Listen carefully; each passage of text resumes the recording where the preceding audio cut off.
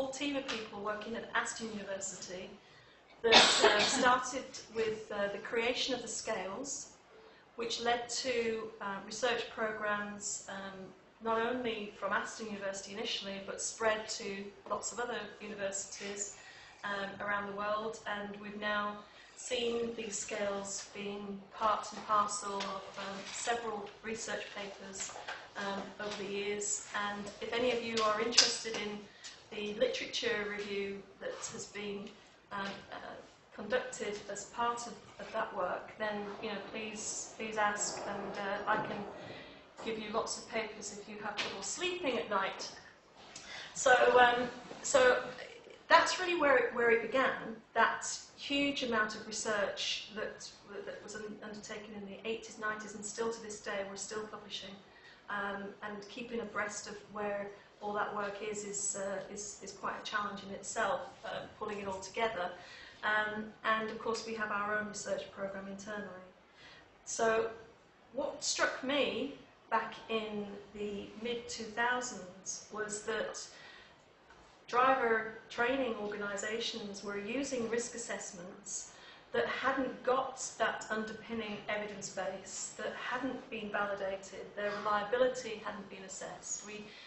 They were using scales that, well, not actually scales, they were using really quite simple things like how old is the driver, what kind of mileage do they do, are they male, are they female, have they had a crash before, have they got penalty points on their licence, which is obviously a predictor of risk, but it missed a whole range of behavioural characteristics that we know from the research base we've just been talking about were the factors that were predisposing people to be involved in crashes, like, for example, thrill-seeking and aggression and anxiety and coping strategies and confidence, and the list is quite long. So it was a case of, okay, how can we get this evidence base out there into the industry so that actually, rather than just focusing on very simplistic almost demographic type of characteristics, you're actually looking at some of the personality-based emotional responses that people have to traffic. So that's where it came from, and I then went to see Cranfield Boss, to see heady heights of the higher range of management here, and said, I've got this idea, I really would like to move it forward, and would Cranfield be interested? And they said, oh, that sounds interesting, okay. So that was in the sort of early 2000s, and they financed the development of all the software, and it's grown ever since. We teamed up with Peak Performance, and they helped us as well in making sure that the assessment was fit for the market, and then we continued with our research, and then we've now expanded into other assessments and other countries, and it's growing exponentially, and we're absolutely delighted that it is, because it tells me and the team that the time is right now, because at the beginning there was quite a backlash, as you can imagine, from the industry, because it was all about driver skill, and whenever you're wandering into the realm of the unknown, people are naturally very suspicious, they don't understand something. But as you start to be able to assess and measure these components of behaviours and attitudes, and people start using it in their everyday life and working experiences, they start to see, okay, I can understand that, and actually let's use that profile, and that profile can be used in a number of different ways. We've heard some examples today where it's been used in a driving simulator setting or a one-to-one coaching. In workshops, it's been used as a way of informing the kind of e-learning that can be designed. There's a number of different ways and different types of interventions. Telematics is another area now that's really coming forward as a way of managing driver behaviour in a dynamic way. And so, it's opening up a way in which you can monitor behaviour and assess it, and of course mitigate the risks identified by those methods. So that's really setting the scene, I hope, for where DriverMetrics came from, and maybe we can just click through some of the ways in which we I've started this year about 70 plus peer-reviewed academic papers. There are several DRI variants. We actually started this working with the Bus Driver Risk Index. I had a research program from the Economic and Social Research Council in collaboration with Ariva. I don't know if Ariva is still here today. Yes, John Sweet over there is here. So that's where the initial work came from, in fact, where the idea came from, because Ariva financed a big research program in 2001 for 9 years, not necessarily concurrently, but in terms of research years, and so it was the bus area that we started, and then Julie in 2002 started her PhD and completed it successfully, of course, on the police side. And then, I don't know if Kevin Day is still here, but then we worked on the Emergency Fire Appliance Driver Risk Index, and then we also started the work on the Fleet Driver Risk Index, which of course is where we see most of the interest. And the most recent variant we've developed is the Truck Driver Risk Index, which is based on some of the research we've had undertaken by Yanis, for example. He was thinking, oh no, she's going to mention my name. One of our MSU students who graduated, and of course other research that we've done over the years. So we've developed these various different scales. Now every single variant is different. It's not all the same questions packaged up differently, because each one has got its own research program. So I won't go into the detail of how those research programs are undertaken, but if you're interested, I can obviously tell you about that. But we've had a significant number of profiles completed, and as you heard today, we're expecting that to be rolled out quite a lot over the next year or two. So it's exciting times. Okay, so what does it measure? Well, the first component of the assessment looks at situational risk, which, as I said a minute ago, is really the sorts of things that you would expect to see in a driver risk assessment. Have they had a crash before? How old are they? How much mileage do they do? What's their risk exposure? What is it about them as a person in terms of their age and their gender and so on that is contributing to their risk? And then, of course, the coup de resistance, which is the facet of this which is unique, and it was certainly the very first that I'd ever come across in the market. For the rest of the world, I had not seen anything like it before, which is why I decided it needed to be done.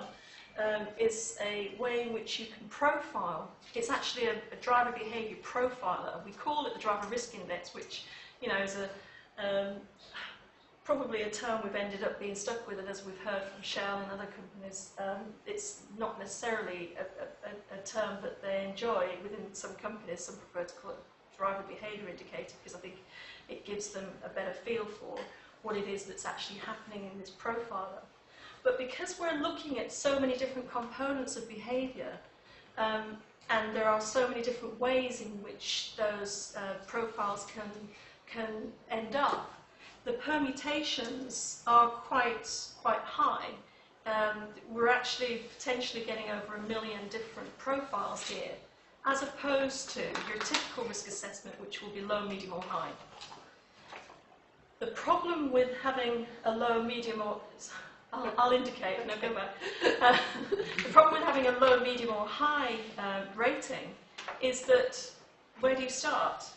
Well, traditionally, what tends to happen is with a high-risk rating, you will be given in-car driver training. Well, as I said earlier, people know how to drive, but they don't always do what they know. And this is the problem. They've passed their driving test. They can demonstrate great skills when the driving instructor sat next to them, but they don't, because they've got other things going on in terms of their motives, their behavioural styles, their organisational context, or whatever it is about them at that particular moment. So it's about trying to identify where they score relative to the norm. So everybody is providing a response to a number of items. Each factor has a number of items associated with it, and we look at how they score on that factor relative to everybody else. So it's benchmarked. and so look at how they sit outside of the norm. So if you're low risk on that factor, it's because you score in try not to use any statistics, but it's because you score in a direction which is significantly different from the average. And vice versa, if you score in the red, it's because you're scoring significantly different from the average. So you're looking at the sort of general distribution of the scores there. Now, within this, each factor has got a different benchmark. And within each assessment, there may be a different benchmark according to the driver group that's been through it. So you might find, and we've had conversations here today about how, you know, an advanced police driver might have a very different benchmark to a standard police driver, for example, who might have a very different benchmark to an instructor. Because we had a conversation yesterday about with Devon and Cornwall police who are in the room who were talking about, typically you'll find a driving instructor will report, you know, quite a strong compliance with the traffic regulations, you know, and will avoid, you know, violating the law for obvious reasons. Whereas in the general population, somebody who agrees with the statement, "I never speed," is likely not to be telling the truth. But within a police driving instructor, they're likely to be telling the truth because it's not in their interest often to speed. So what's important is that we look at not just the behavioural factors, but their impression management of themselves as a driver. Are they presenting themselves in a favourable light? And also, what are their levels of confidence? Is there some evidence that they are having, displaying some form of kind of illusory bias in terms of their abilities and skills as a driver? You know, I'm unlikely to be involved in a crash, for example. Demonstrates a poor perception of risk and an overconfidence. Yes, Astrid. I just wanted to, sorry to interrupt, I just wanted to double check then with you. In the truck driver risk index, does that then mean because truck drivers are generally exposed to a lot more mileage and a lot more hours on the road, that is factored in to the situational risk rating? And also, of course, the truck driver population is an ageing one. Would that be reflected in the TDRI as well? The mileage varies from one DRI to the other. No. Okay, right. We've taken generic statistics on risk exposure. One of the things that's really difficult working with in this field is getting accurate information. I would love to work with insurance companies more to get that kind of information. It's proven very difficult. If there is information that is valid and reliable, then I'd be very interested to see it. I know Kuhn and Nagel have got a lot of experience in that field, obviously a lot of data and would like to compare it. But this is what part of the community is all about, you know, improving, sharing, you know, trying to get the best out of the instrument. So, good question. Okay.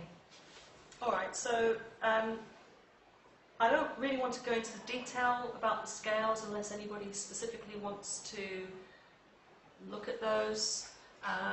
Okay, all right.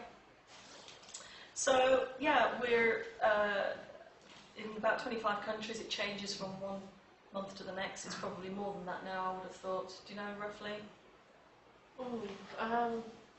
No, it will probably... not off the top of my head. Okay, all right. Well, it's certainly going to increase soon as well, but certainly we're in quite a few countries. And what's interesting about working with the different countries, and we've had conversations today about the nature of this, is that clearly to apply a UK-based norm in India would not be appropriate.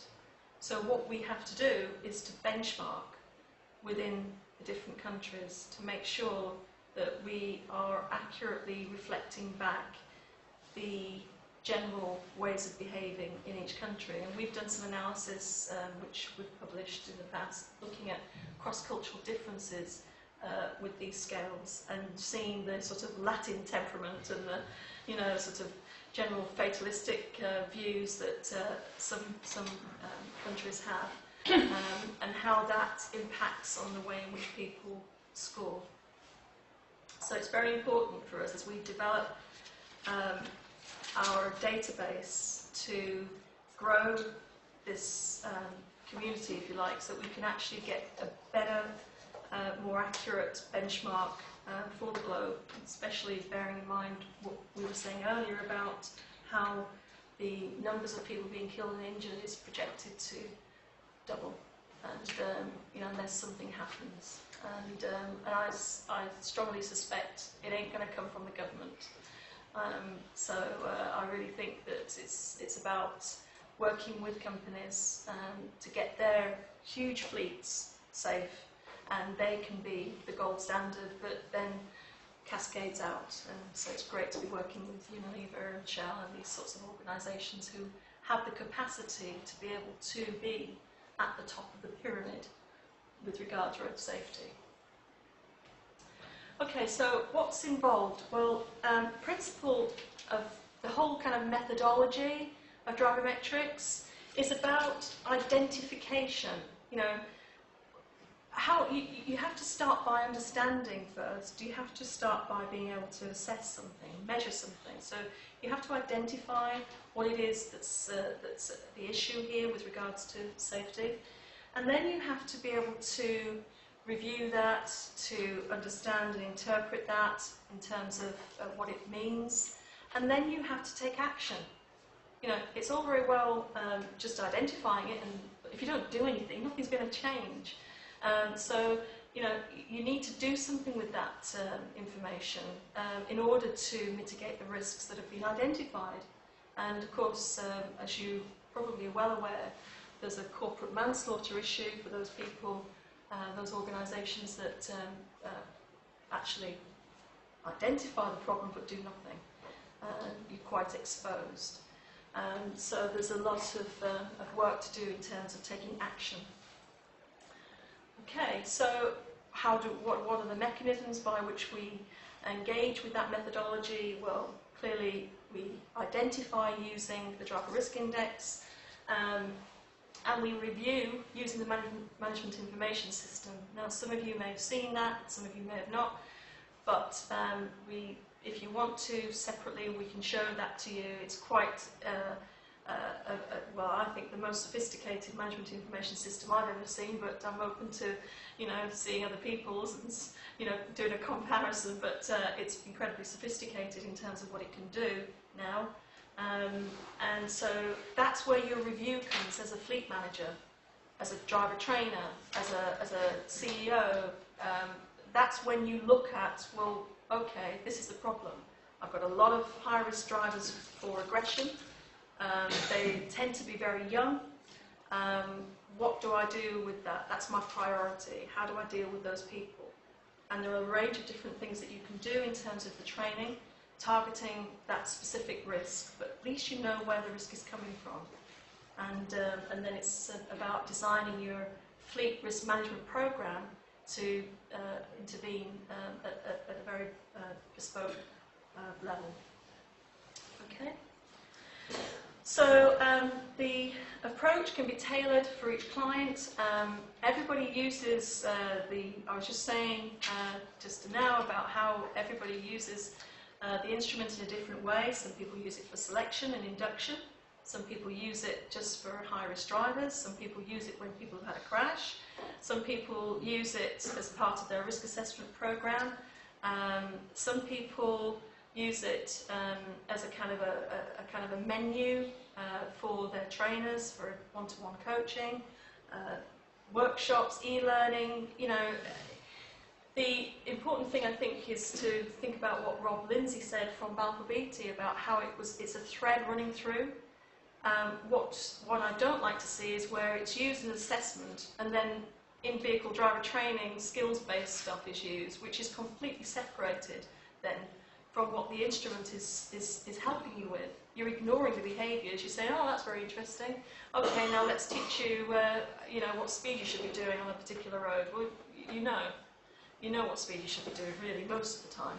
But people don't do it because they're under time pressure or because they're feeling, anxious about whatever. So it's about making sure that the approach that you use is behaviour-based and not skills-based.